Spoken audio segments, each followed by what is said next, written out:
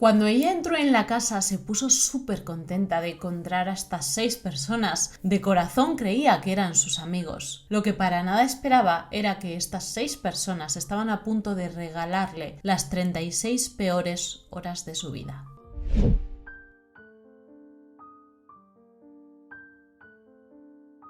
¿Qué tal, mis curiositos? Sin censura. Aquí estoy cumpliendo como os prometí. Vamos a ver si podemos subir por lo menos un caso diario durante esta semana al canal. Y hoy te traigo el caso de Jennifer Lee Dougherty. ¿Te acuerdas de un caso que yo subí hace bastantes meses aquí a Curioseando Sin Censura? El caso de Junko Furuta. Esta fue una de las historias más terribles que yo jamás he tenido que contar. Y el caso de hoy, no te vayas a creer tú que dista mucho. Si acaso yo diría que todavía es peor, porque resulta que tiene unos giros muy siniestros y de hecho tiene como unos agravantes que lo hacen todavía más aterrador. Así que, ¿qué te parece si comenzamos? Jennifer Lee Dougherty nació el 8 de noviembre de 1979 en Mount Pleasant, Pensilvania. Resultaba que ella tenía una discapacidad mental y ella tenía la capacidad mental de una niña, ¿de acuerdo? Sin embargo, ella era una mujer altamente sociable. Era muy confiada en todos los demás, hacía muchísimos amigos, estaba siempre sonriente, tenía muchísimas ganas de vivir, para que me entiendas. Además era altamente dependiente. Esto lo había logrado gracias a que su mamá y su padrastro y su hermana mayor pues la empujaban siempre a que ella pudiera hacer las cosas por sí misma. Creían que era muy importante que Jennifer se sintiera autosuficiente y efectivamente ella precisamente era muy feliz porque sabía que tenía la confianza de sus familiares de que ella podía hacer las cosas sola. Ella de hecho acudía a las citas médicas solita, se montaba en el autobús sola, vamos, como una persona totalmente normal.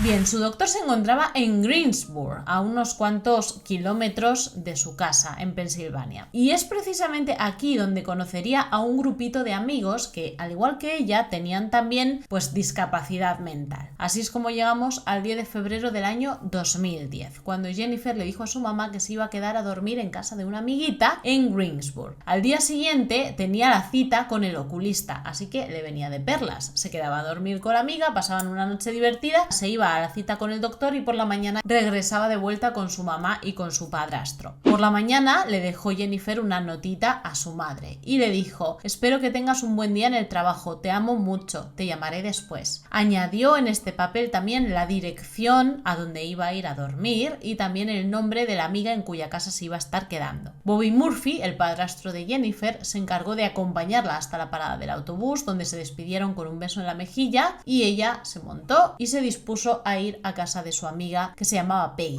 Jennifer estaba pletórica en el viaje en el autobús, todo pintaba súper bien para ella, así que iba súper emocionada, ¿no? Peggy, la amiga de Jennifer, la estaba esperando en su apartamento en Greensboro. Pero cuando Jennifer llegó al apartamento se encontró con que no solo iba a estar con Peggy, también había otras 5 personas allí. Sin embargo, estas 5 personas ella las conocía porque eran estos amigos que ella había hecho en Greensboro, en las citas en las que tenía con el doctor. También eran de este grupito de personas con discapacidad mental que todos habían llevado súper bien y entonces los vio allí y se alegró un montón porque dijo: joder, vamos a tener una súper fiesta. Estas 5 personas que estaban esperándola allí junto con Peggy se llamaban Robert Masters, Ricky Smearns, Melvin Knight, Amber Meidinger y Angela Marinucci. De hecho, a Angela la conocía ya desde hacía años y hablaban todos los días por teléfono, vamos, que se llevaban muy bien. Así que, como te digo, no se extrañó de verlos allí. Para ella eran amigos y se alegró un montón de que fueran a pasar la noche todos juntos. Ahora, lo que estaba a punto de pasar iba a tomar un giro de lo más siniestro, porque desde el primer momento en el que Jennifer puso los pies en el apartamento de Peggy, todos empezaron a burlarse y a reírse, y luego las cosas fueron escalando cada vez más. En las siguientes 36 horas la situación no haría sino ponerse cada vez peor. Para empezar, le robaron el contenido de su bolso, le robaron su teléfono móvil, le robaron sus tarjetas de crédito, le robaron el dinero que llevaba en efectivo. Luego la obligaron a quitarse todo lo que llevaba puesto, le raparon la cabeza y le pintaron la cara con esmalte de uñas, le tiraron avena y le tiraron especias de la cocina. Y Jennifer no entendía, no tenía ni ni puñetera idea de por qué carajos estaban haciéndole esto. Ella no sabía qué había hecho para merecerlo, así que les pidió, por favor, en varias ocasiones, que pararan. No haciéndole ni el más mínimo caso, los 6 tomaron una larguísima cuerda de luces de Navidad y la ataron alrededor de Jennifer. Después la obligaron a posar como si fuera un árbol de Navidad por varias horas de pie al lado del sofá. Angela se fue hasta ella y ¿sabes lo que le dijo? Te estamos haciendo esto para avergonzarte, para ponerte en el lugar que mereces. ¿Cuál era ese lugar? ¿A qué se refería? Lo vamos a conocer un poquito más adelante. Los 6 comenzaron a tener reuniones cada pocos minutos, reuniones que ellos llamaban reuniones familiares, en las que se ponían de acuerdo en cuál era el siguiente paso que iban a tomar con Jennifer. Mientras que tenían estas reuniones, ellos la metían en un armario oscuro para que no escuchara lo que estaban diciendo. Cuando terminaron de decidir cuál iba a ser el siguiente paso, Angela y Amber le dieron en repetidas ocasiones con un toallero, con parte de una aspiradora, el tubo, también con unas muletas que pertenecían a uno de ellos. Luego le hicieron beber detergente con aceite, con esmalte de uñas y con especias mezcladas. Luego llegó un punto en el que se quedaron sin ideas, pero Melvin, este que te estoy mostrando en pantalla, tenía algo en mente. Se metió con ella en una habitación, le puso un calcetín en la boca y la forzó. Eso fue lo último que sucedió esa noche. Después la dejaron allí en la habitación y ellos se fueron a dormir. No sin antes acordar en que por la mañana temprano tendrían otra de sus reuniones familiares. Durante la noche Jennifer trató de escapar y ojo porque estuvo a punto de conseguirlo. Sin embargo la pillaron y por supuesto cuando se dieron cuenta de que estaba tratando de huir, pues tuvieron una reunión familiar y acordaron que esto merecía un castigo todavía más severo. Le dieron una mezcla de orina, heces, ceniza de cigarro y pastillas para dormir. Los 6 estaban de acuerdo en este punto, en que habían llegado demasiado lejos como para dejarla escapar. Sabían que iban a tener consecuencias de la justicia si dejaban que Jennifer se fuera y contaba todo lo que le había pasado. Así que tuvieron otra reunión familiar y acordaron que tenían que acabar con ella. Antes de esto, le obligaron a escribir una nota de su y cuando ella la terminó se la pusieron en el bolsillo trasero del pantalón. ¿Para qué? Pues para que cuando encontraran su cuerpo, encontraran también la nota, la leyeran y pensaran que todo lo que había pasado con ella había sido porque ella había querido, es decir, por su propia voluntariedad, que ella había sido la que había decidido terminar consigo misma. Melvin y Ricky la llevaron al baño y Ricky se fue a la cocina a por un. Cuando volvió al baño se lo entregó a Melvin y Melvin dudó por un segundo, pero después se fue con todo y le dio en el estómago, en la garganta y también en el pecho. Luego se lo dio a Ricky y él continuó con el trabajo que Melvin había comenzado. La dejaron allí tirada y salieron del baño pensando que todo había terminado. Sin embargo, horas después, cuando entraron para comprobar que efectivamente ella ya no estaba en este mundo, se dieron cuenta de que todavía estaba luchando por su vida. Así que, una vez más, Melvin y Ricky se encerraron en el baño con ella y esta vez, agarrando los extremos de la cuerda de luces de Navidad que estaba en su cuerpo, tiraron cada uno por un extremo y así fue como terminó falleciendo Jennifer Doherty. Después la pusieron en un cubo de basura y este cubo de basura se lo llevaron hasta el parking del Instituto Salem de Greensburg y lo metieron debajo de un camión. Por la mañana, cuando el chofer del camión fue a arrancar el automóvil, se dio cuenta de que había algo atrancado debajo y cuando se bajó para comprobar fue que se encontró con toda la escena. La policía llegó de inmediato e hicieron a su madre, a la madre de Jennifer, que viniera a identificar a su hija. No me quiero imaginar lo durísimo que tuvo que ser para esta madre, no solo el hecho de saber que su hija estaba fallecida, sino encima tener que verla y darse cuenta de todo lo que la habían hecho pasar. Pero gracias a que Jennifer había escrito en la mañana en esa nota a su madre la dirección y el nombre de la mujer en cuya casa se iba a quedar, pudieron detenerlos de inmediato. Jennifer había cumplido 30 años justo 3 meses antes de que estos 6 desgraciados hicieran con ella lo que hicieron. Y ahora vamos a tratar de dilucidar qué es lo que pasó, por qué hicieron lo que hicieron con Jennifer. Amber había conocido a Melvin en un refugio de Washington, donde ambos ambos se habían engallolado, habían empezado a salir en enero de 2010. Habían estado durante un mes vagando sin saber dónde parar, sin tener un lugar fijo, hasta que al final decidieron asentarse en Greensboro. Allí fue donde conocieron a Jennifer en un centro de necesidades especiales. Este centro se llamaba West Place y era una especie de club al que solo se puede acceder si un psiquiatra te refiere, y es para personas, como te digo, con discapacidad mental. Por su parte, Melvin había conocido a Ricky en prisión y luego en la calle pues se habían vuelto a reconectar. Pero Ricky tenía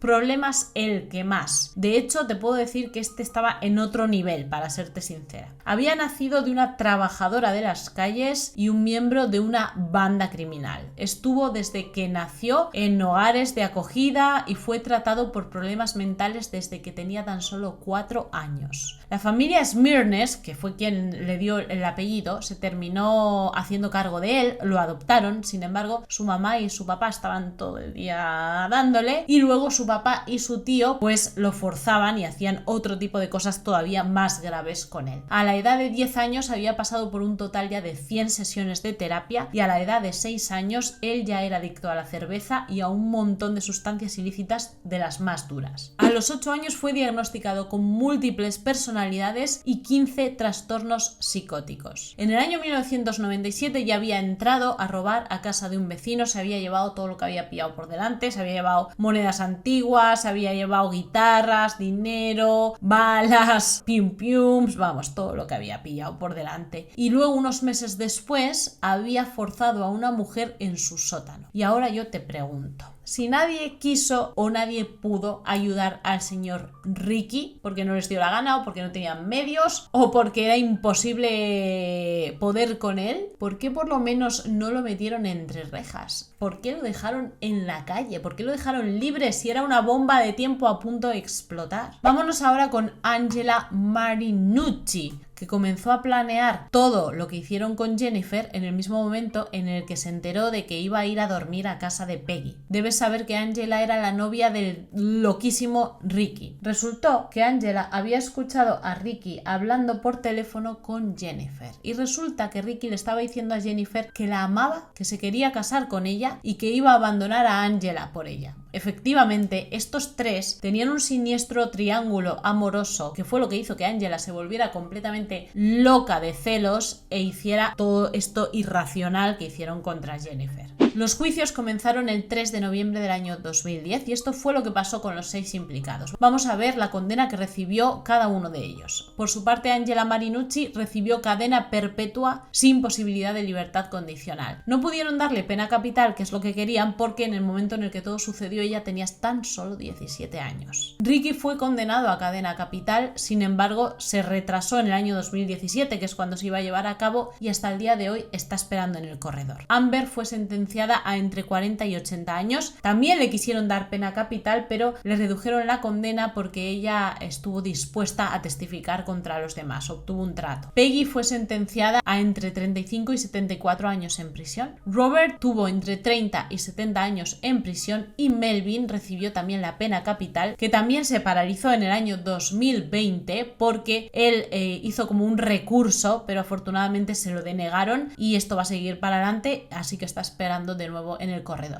La hermana de Jennifer, la hermana mayor, dijo algo súper duro en su juicio. Mi mayor arrepentimiento fue obligar a Jennifer a actuar como una adulta cuando no tenía la capacidad para hacerlo. Volvería atrás en el tiempo y haría tantas cosas de manera diferente. Quiero que vayas a los comentarios, mi curiosita, mi curiosito, y me dejes saber qué piensas al respecto de esta pregunta que estoy a punto de hacer. ¿Tú conoces a alguna persona con capacidades especiales o con una discapacidad mental? ¿Crees que estas personas efectivamente hay que convertirlas en autónomas? ¿Hay que forzarlas a que aprendan a hacer cuantas más cosas por sí solos mejor? ¿O crees que hay que tenerlas un poquito más protegidas? ¿Qué crees que es mejor para ellos? Decirles, ahí tienes el mundo, ve a comértelo porque puedes hacerlo, o mantenerlos un poquito debajo del ala, porque al fin y al cabo, pues fíjate, Jennifer tenía 30 años, pero tenía la capacidad mental de una niña, entonces no distinguía dónde había maldad, confiaba en todo el mundo, se hacía amiga de todo el mundo, mundo? ¿Crees que se hubiera podido evitar lo que pasó con Jennifer si a lo mejor su familia la hubiera tenido un poquito más protegida y no la hubiera empujado tanto al mundo exterior? Me interesa muchísimo saber lo que piensas al respecto, así que te estaré leyendo abajo en los comentarios. Si te ha gustado este caso y no quieres perderte el siguiente, que ya te lo estoy preparando, suscríbete al canal y activa la campanita de notificaciones. No te olvides de seguirme también en mi Instagram para que podamos hablar entre caso y caso. Y yo te mando un suculento besote donde más te guste para que pienses mucho en mí. Hasta el próximo día. ¡Mua! ¡Chao!